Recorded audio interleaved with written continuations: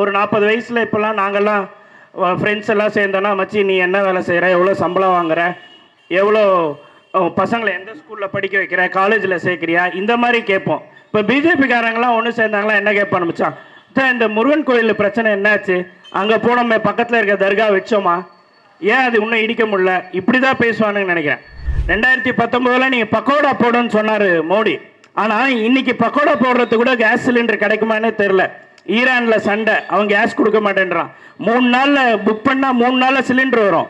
இன்னைக்கு நியூஸில் போடுறான், காலையில் செய்தி அதுதான், 25 நாளுக்கு சிலிண்டர் வராது, இப்போவே முன்கூட்டியே புக் பண்ணிக்கோங்கன்னு சொல்கிறான். நீ ரஷ்யா கிட்ட இருந்து ஆயில் வாங்கினேன்னா உங்ககிட்ட இருந்து விலையை போட்டுருவேன், வரியை போட்டுருவேனாரு.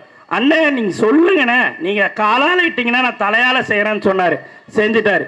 இப்போ ஈரானில் குண்டு போட்டோடனே நீ 30 நாளுக்கு வேணா நீ வாங்கிக்கப்பா, நீ நான் சொன்னவொடனே கேட்ட, அதனால் உனக்கு ஒரு சலுகையாக 30 நாளைக்கு நீ ரஷ்யாவிலேருந்து ஆயில் வாங்கிக்கிட்டான். அவன் சொல்லிட்டான், டேய் அன்னைக்கு நான் உனக்கு சலுகை விலையில் கொடுத்தேன், இன்னைக்கு நீ வராத, நீ ட்ரம்ப் பேச்ச தானே போய் கேட்ட, அவங்ககிட்டயே வாங்கி வந்துட்டான். இன்னும் 1 மாதத்துக்கு மேலே கேஸ் கிடைக்குமா இல்லையான்னு தெரியாது, இவங்க எல்லாருக்கும் கேஸ் கிடைக்குமான்னு தெரியாது, இவங்க வியாபாரம் நடக்குமான்னு தெரியாது. அங்கே ஒரு டிஃபன் கடை இருக்குது, ஜூஸ் கடை இருக்குது, இங்கே சுற்றி சாப்பாட்டு கடை இருக்குது.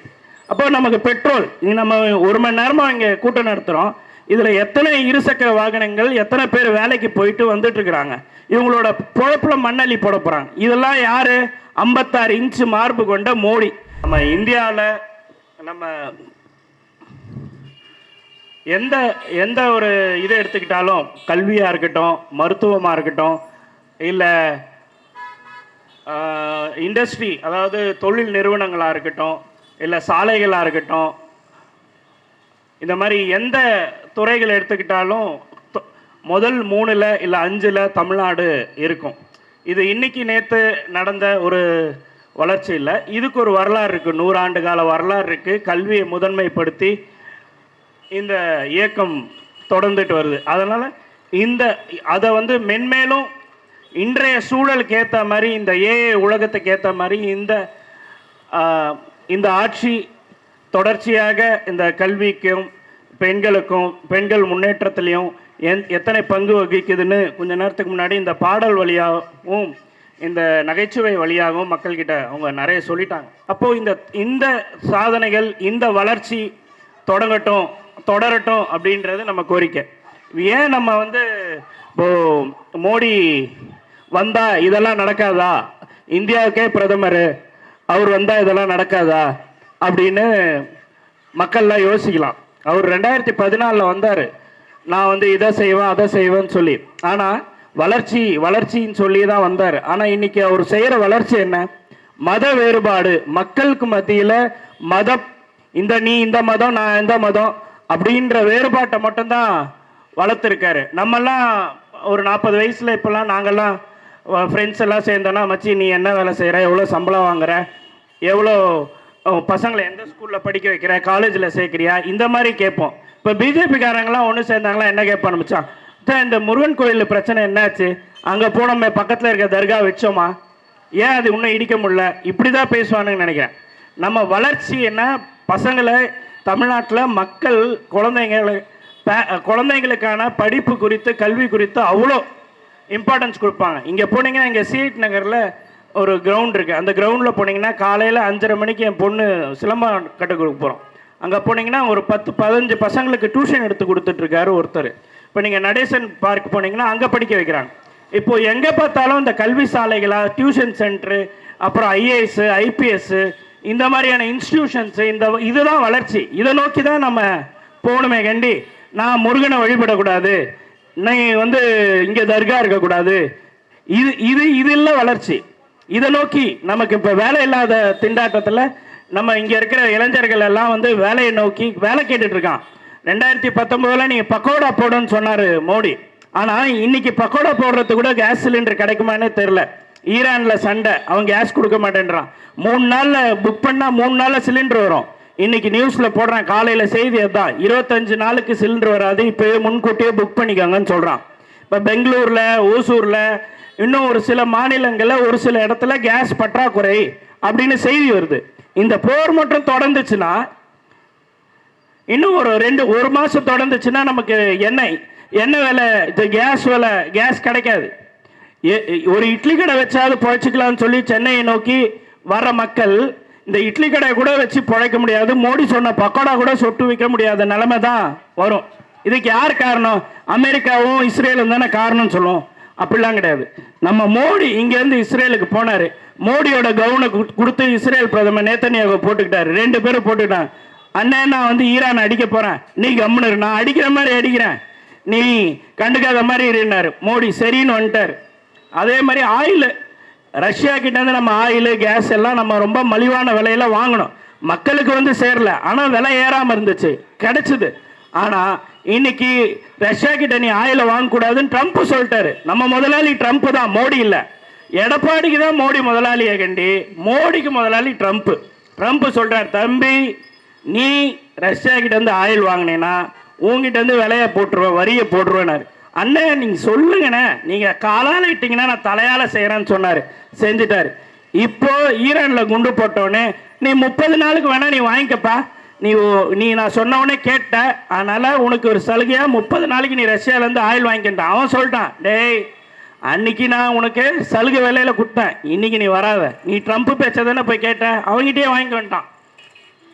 இப்போ நமக்கு கேஸ் தட்டுப்பாடு.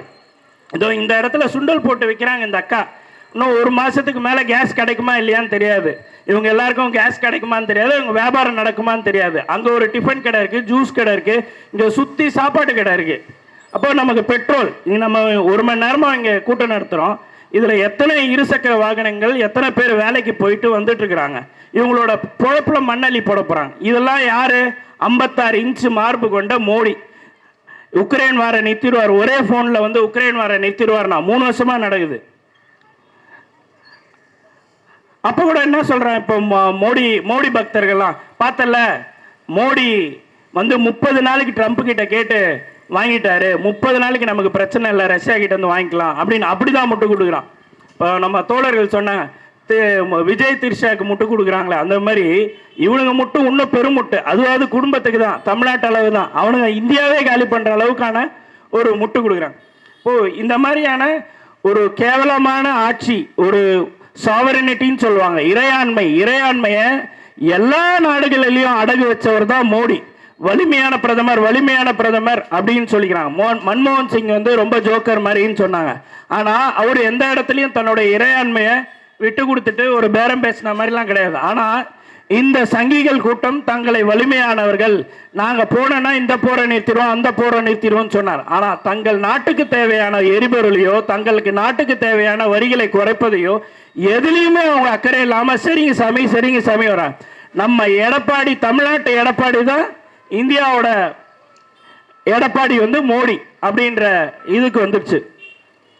இப்போ நம்ம இந்த திமுக ஆட்சி உறுதி செய்ய வேண்டும். ஏன் உறுதி செய்ய வேண்டும் அப்படின்னா, மாநில சுயாட்சி எல்லாத்துலயும் அதிகாரத்தை நம்ம தொடர்ச்சியா நம்ம இழந்துகிட்டே வரோம். நிதியில இன்னைக்கு கல்விக்கு நம்ம வந்து அவ்வளோ முக்கியத்துவம் கொடுத்து, நம்ம தமிழ்நாட்டில் நான் முதல்வன் திட்டம் இருக்கு, ஐஏஎஸ்க்கு, ஐபிஎஸ்க்கு, யூபிஎஸ்சி எக்ஸாமுக்கு.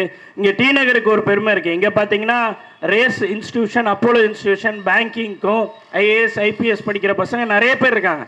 இந்த எக்கச்சக்கமான இன்ஸ்டிடியூஷன்ஸ் இருக்கு. எல்லாம் படிச்சுட்டு பட்டதாரிகள் மேல் படிப்பு படிச்சுட்டு அடுத்த கட்ட அரசாங்க உத்தியோகத்துக்கு நோக்கி இந்தியாவுக்கு வேலை செய்யணும்னு சொல்லி அவங்க வந்து படிப்பை நோக்கி போயிட்டு இருக்கான்.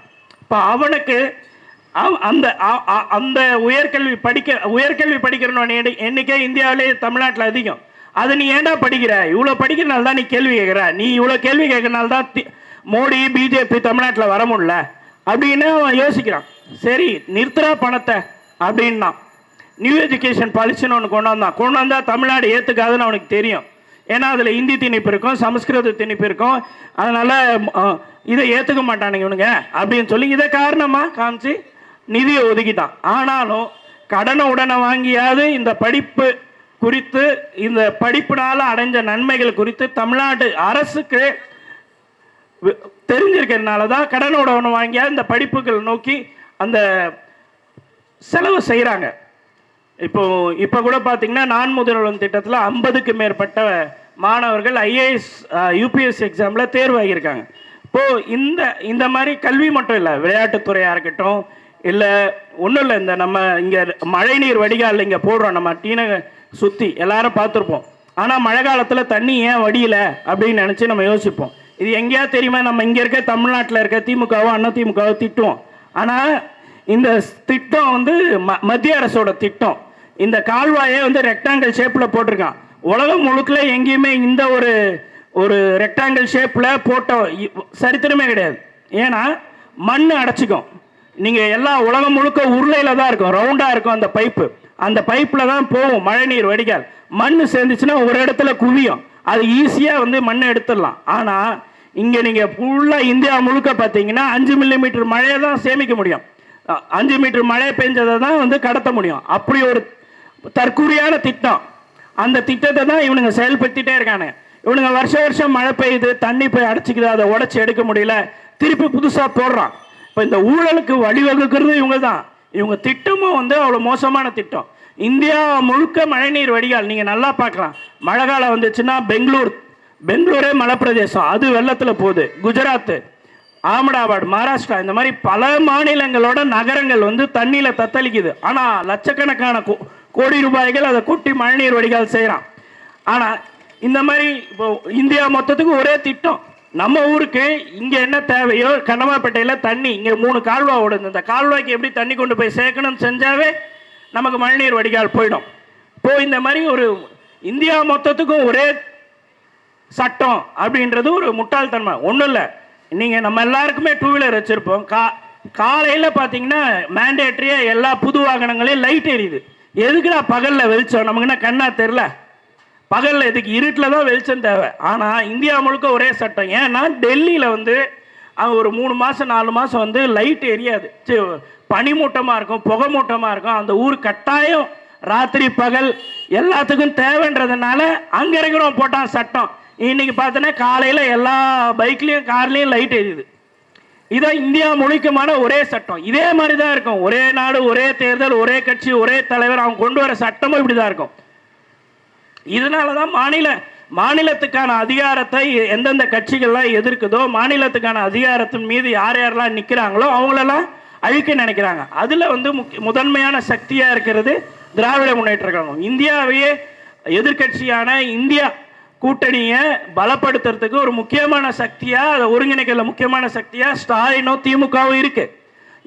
ராகுல் காந்தியை முதல் முறையாக பிரதம மந்திரி வேட்பாளரை ஏற்றுக்கிட்டு அந்த இந்தியா கூட்டணி அலைன்ஸையே ஒருங்கிணைச்சவர் ஸ்டாலின்.